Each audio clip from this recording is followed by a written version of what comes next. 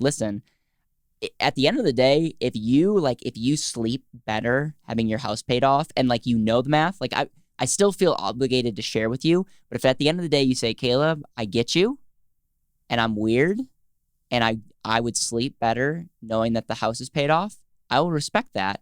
My hope is that you'll have more context because I would be sleeping worse if I had my house paid off versus a 30-year mortgage. I know that might sound clickbaity, but I'm dead serious.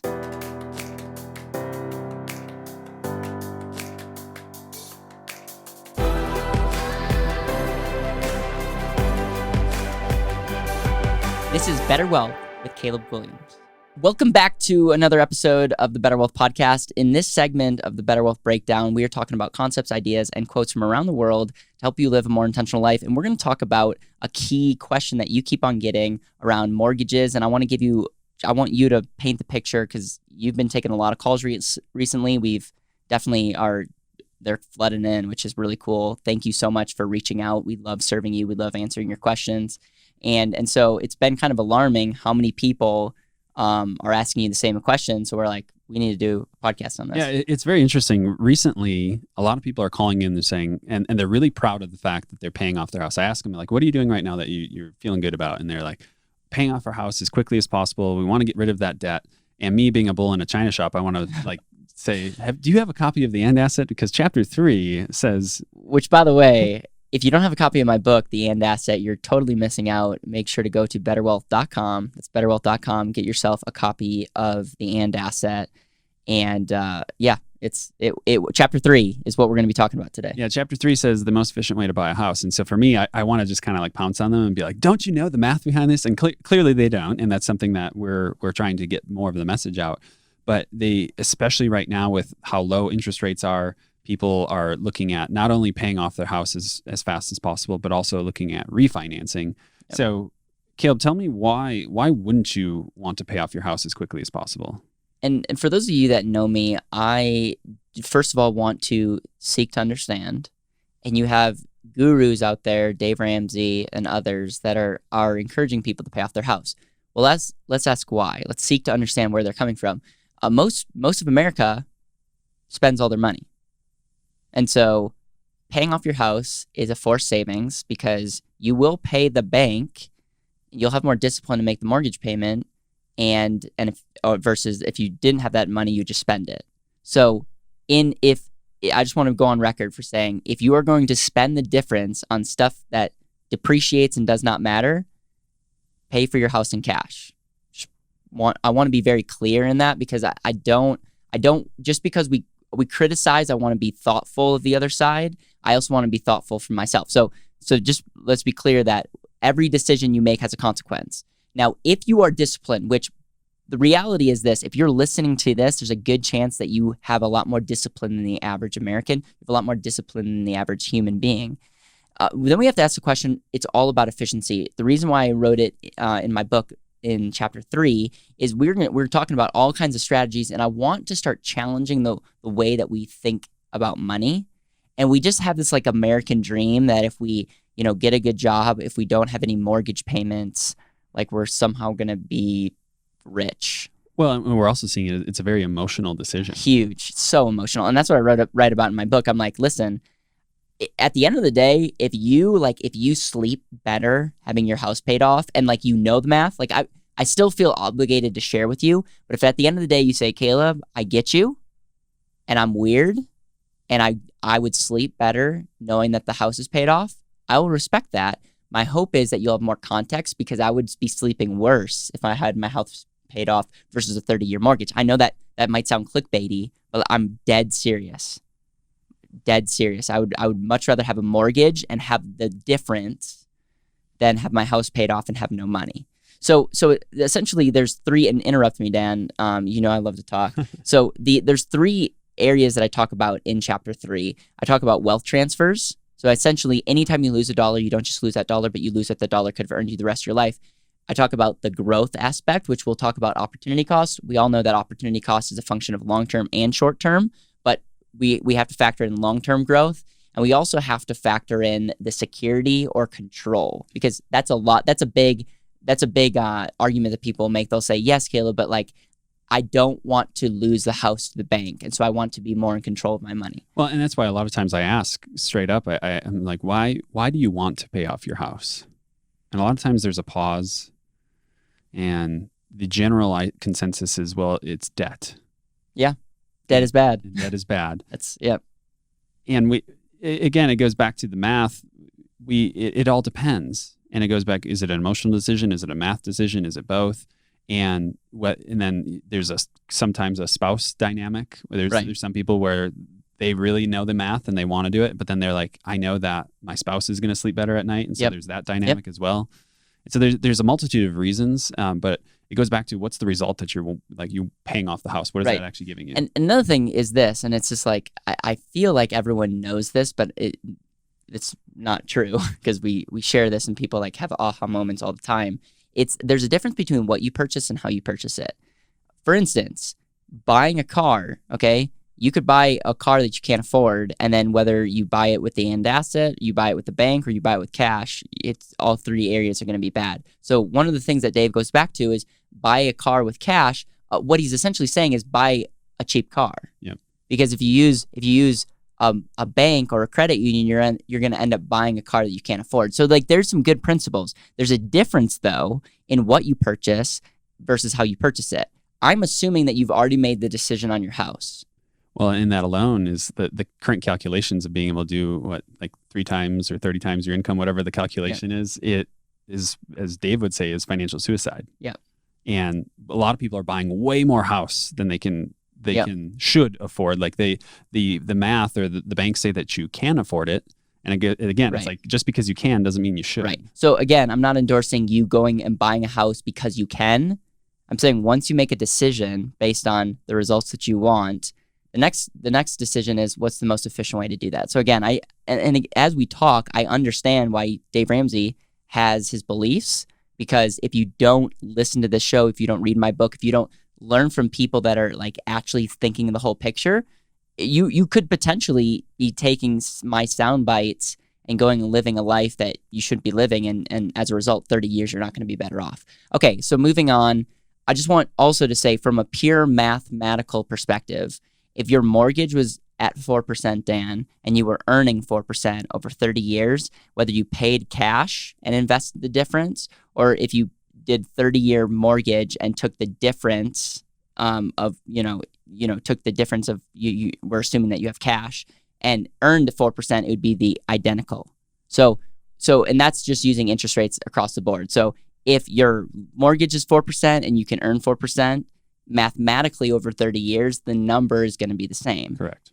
Now, what's interesting is, first of all, we have to look at first of all, we have to look at the difference between the growth rate and the actual payment. So the first question that I would have for you is, do you think you can earn more than 4% over the next 30 years? Now, the way that we teach, I hope the answer is yes, because we're almost giving you a pretty safe way to do that, and also giving you the ability to grow on that. And if you're working with us, or if you're part of our community or part of Unlimited, you're going to have opportunities, and you're going to be thinking differently that I think are going to position you in a way that you'll way outperform 4%. Yeah, absolutely. And even just from interest rate perspectives, when I bought my house, I didn't know what I know now, and I wish I would have known you then, because I was looking at an interest rate of like 3.625, and I was young. I was 20 years old. I didn't have much credit, and when they pulled a hard credit report,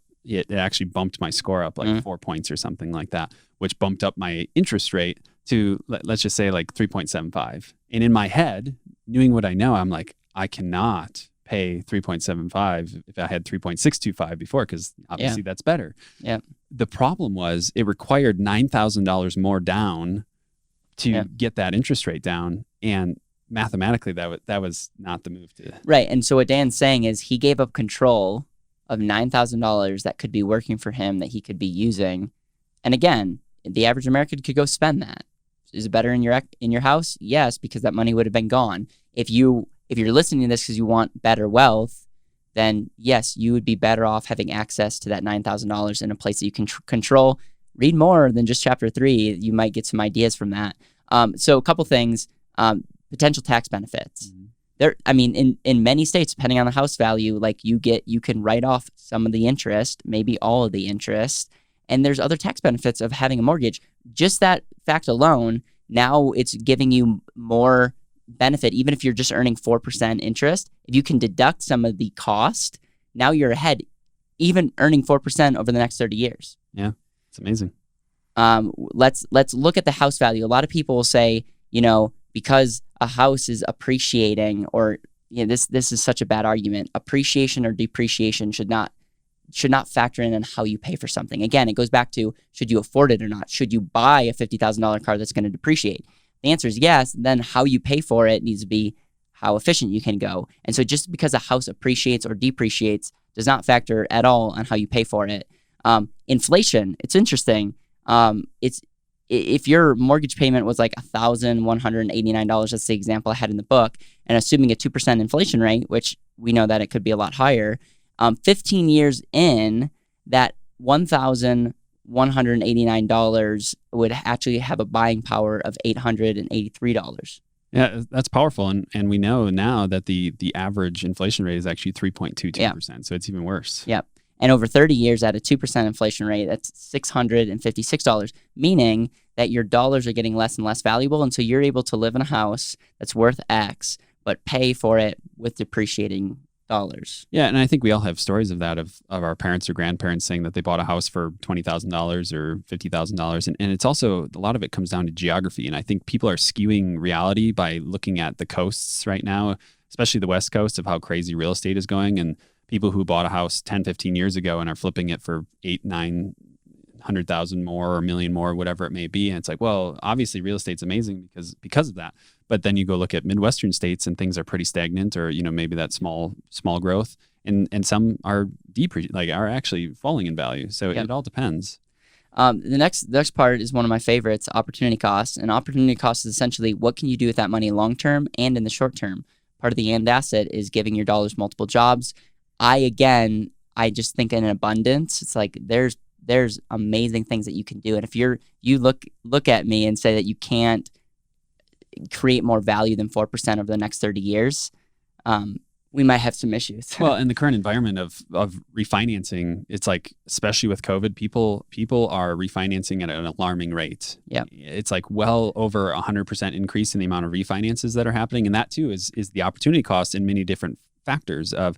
People are seeing, okay, I can get a lower interest rate. Well, if your closing costs are a lot of money and your interest rate drop really wasn't that much, it may not actually make sense to do that. Yep. And or if you actually do take the refinance and get cash out, what are most people going to do? Spending it. They're going to spend it. And there's a huge opportunity cost to that, because now you do have a large chunk of money that you could put to work for you. And there's just a lot of opportunities with that. And so, especially right now with all the refinancing that's going on, if you're getting a large chunk of cash out, be mindful of what you're doing with that, because a lot of people are buying a new car or whatever, going back to that discretionary income, and they're spending it on things. And so I've talked about this a lot. What's your thoughts on security? Because a lot of people say, well, okay, I get the math. I feel like I'm more safe if I pay off my house or pay off my house quicker. How would you answer that? I'm not sure that that's true, because it's definitely not. I'm putting you on the spot, I know, but and I'm gonna get crushed here, but yeah, I know, I'm blanking right now. Okay, so essentially this is your house. Like, the more you pay, every payment you make, the bank is more incentivized to foreclose on you. Because again, think about it from the bank's perspective. It's like they don't want a house that has no equity in it, because they're gonna lose money on the deal. But if you have 25 years of payments and you can't make the payment, then they will foreclose on that house and make a killing. Okay, so that's like the big core philosophy when it comes to risk management. And when you're saving for the future, whatever, and let's say you get disabled or something happens to you or you lose your job, i.e. Corona, okay, there's things that happen. What would you rather have? Would you rather have money in a retirement account, an and asset, a savings account, access, or have an aggressive loan payment, or have all your money tied up in a bank? Let's assume you paid cash. This is mainly for the people that are paying 15-year mortgages, knocking it down. You're stuck in this area. You have no income. Something crazy's happened to you. that's like a terrible time to renegotiate. Yeah. Like how not to negotiate is have no job, be disabled, and go into a bank that really doesn't care about you. It's said that banks love loaning money to people that don't need it. And so it's just all about, okay, if we're thinking about risk management, even if you had cash to pay for that house in full, and then something happens to you, do you really think they're going to give you the refinance? And a refinance, by the way, is just getting money, like it's like taking an asset or a house and using a bank to take that money out, and then you have that mortgage again.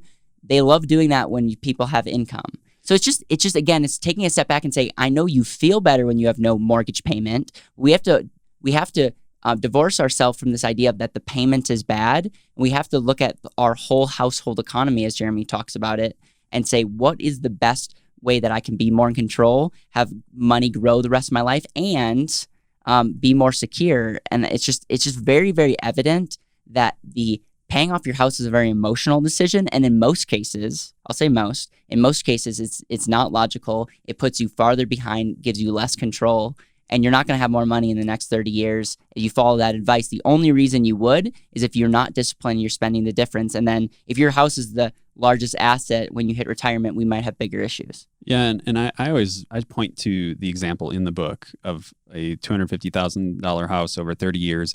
If you paid 4% or you earned 4%. And I love asking the question of, would you be willing to pay $178,000 of interest to earn $535,000? Yep. And a lot of times, again, there's a pause and it's like, well, yeah, that makes sense. And so it's like, okay, let's look at the math. And once you start looking at bigger dollar amounts, that gets bigger and bigger and bigger and bigger. And right now it goes back to, there's a lot of opportunities, whether it's a cash out refi, whether it's doing a cash out and increasing to a 30-year mortgage. It goes back to, again, principle 2, efficiency. Yep. Be efficient. Please share this episode. We know that this is a hot topic. We know that a lot of people are going to download this. So if you're listening to the BetterWealth podcast for the first time on iTunes, reviewing our podcast would mean the world. And so thank you. If you're watching this on YouTube, thank you. Leaving reviews. We read every comment, and we love when people thumb up the video because it just helps people know that we exist, that we're coming out with content. And again, BetterWealth, we're all about intentional living. The reason why we get so fired up about money is we know if we get your money thing figured out, you can get your life figured out in a better way. You can have a greater impact on other people's lives. We've seen it at a micro level because in reality, like, we're still very small with 13 people. Yes, we're almost in all 50 states, which is exciting, but like, we want to impact 1 million people in the next 5 years. And so we know that information like this is vital. So thank you so much, Dan. And I appreciate always the ability to share, especially from topics that I'm really passionate about. My pleasure. Thank you so much for listening to the BetterWealth podcast. It would mean the world to me if you could hit subscribe, leave a review, and share this with the people that you know and love.